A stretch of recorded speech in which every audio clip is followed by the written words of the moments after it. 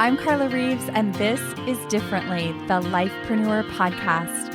I'm a hyperachiever turned lifepreneur, and after a decade of coaching ambitious leaders, I'm convinced we are far closer than we realize to what we deeply desire, and it's a willingness to do differently that can change everything. This podcast is for the everyday leader ambitious for a rich, out-of-the-box life. This is your weekly nudge and reminder to take a risk to build a life that is uniquely bold, authentic, and in alignment with your deepest values. Hey, I'm so glad you're here. The inspiration behind today's podcast comes from my own experience. For years, I lived in the land of I don't know, air quotes. And what I mean by that is I would sit on the fence of decision points in my life and tell myself, I don't know. I don't know. And I would just spin in that, which would delay, stall, opt out of things in my life, miss opportunities. And I can see now that most of the time it wasn't because I didn't know. I did know. I just didn't have the courage to act. It's a way that I opted out. It's a way that I didn't have to take ownership or responsibility, and it was a way that I stayed safe, and safety was a bigger priority at that time in my life. But what it lacked was aliveness and vitality and momentum. After years of doing this to myself and hemming and hawing and stewing in things for way too long, dragging my feet under this illusion that I just wasn't ready or I just didn't know, I saw that most of the time I actually did know, that I felt something intuitively or divinely that I ignored, suppressed, squashed, or dismissed. And every time I did that, I would look back and I would see that there had been an internal nudge and that it had been right all along. At some point, I made a promise to myself to listen sooner and act faster. And that decision has changed the way I move through decision points forever. Today, I want to share a decision-making process with you that has helped me and that I use with my private coaching clients time and time again. Try this on. If it fits, great. Keep it. So I want to first talk about just the difference between a choice and a decision. And I looked this up online, and I saw this statement in a Forbes article that said, choice connects to the place of desired intention, values, and beliefs, where decision connects to the place of behavior, performance, and consequences. Can you feel the distinction in that? For people who struggle in making decisions, it can take a ton of energy. We can spend so much time overthinking it and wasting incredible, precious time and energy. We can feel super fearful around making the wrong choice or disappointing others with our choice. There are so many different reasons that cause us to sort of stall or hem and haw.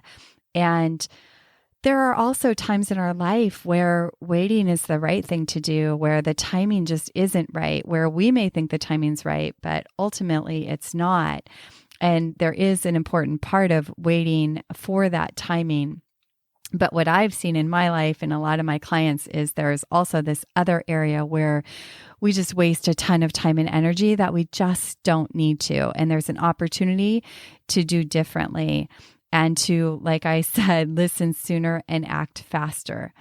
When we get cloudy in our thinking and we lose focus of what's really important, there's a simple writing exercise that has helped me and helps my clients to set aside the mental noise and emotion so that you can zoom in on the response or action that would really be aligned with what you desire and what your values are.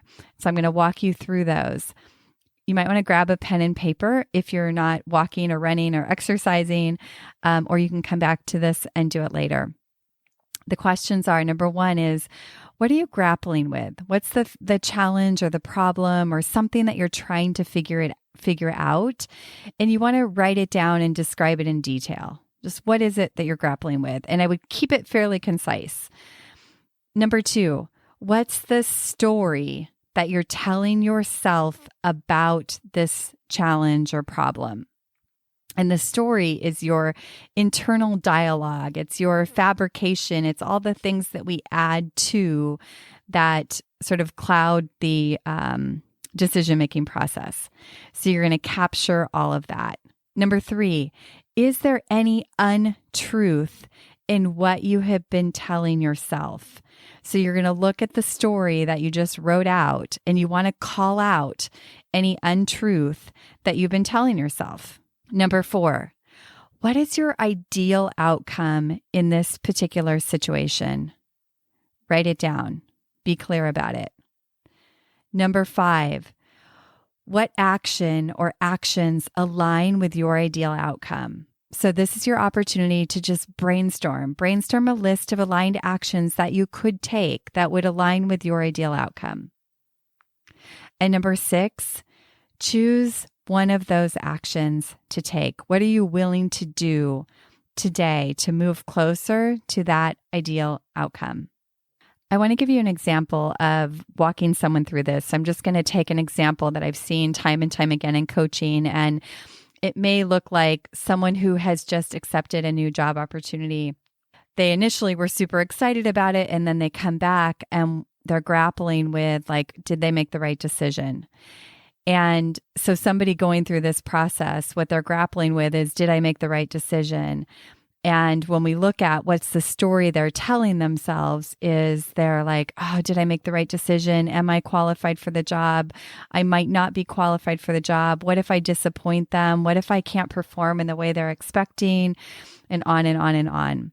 The untruth in that is typically that they're actually very qualified for the job. Their self-doubt has just gotten in the way.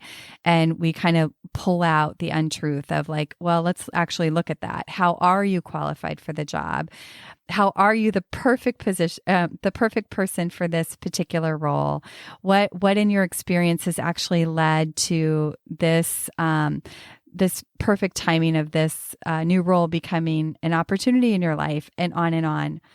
When I ask them, what is the ideal outcome in this situation? Of course, it's to show up on the first day and the first week and the first month and really just, for that to be delightful for the employer and the people they're working with to be happy that they made a great decision, and for the individual themselves to feel like, they're bringing their best, they're bringing their A game. And so the actions that are aligned with that are, how can you set yourself up for success on that first day? How can you get out of this negative thinking spiral and just align all of your energy and action towards that ideal outcome? That's the power of this. And those actions that follow that process are game changing. I've seen it again and again and again. These choice points in your life are opportunities, and when they're approached with just a little more intention, they hold the potential to alter and shape the experience of your life in the most profound way. So the next time you're grappling with a choice or struggling to make your next move, grab a pen and paper and walk yourself through these steps. If you get stuck or find yourself in the land of I don't know, I want you to push through by asking yourself, if I did know, what would it be? If I did know, what would it be? And listen. These questions are sure to bring new insight. And if you have a scenario that doesn't fit into this model, or you just need some support making a big decision, reach out to me. I'd love to help you sort through and organize your thoughts and choose that next step powerfully. If you were driving while listening to this episode and you didn't capture the questions, I've got your back. I'm super excited to tell you that I am now creating show notes for every episode.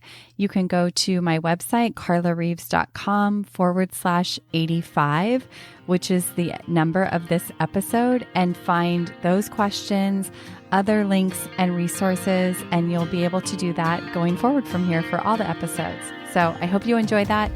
Again, have an amazing day. I will see you next week.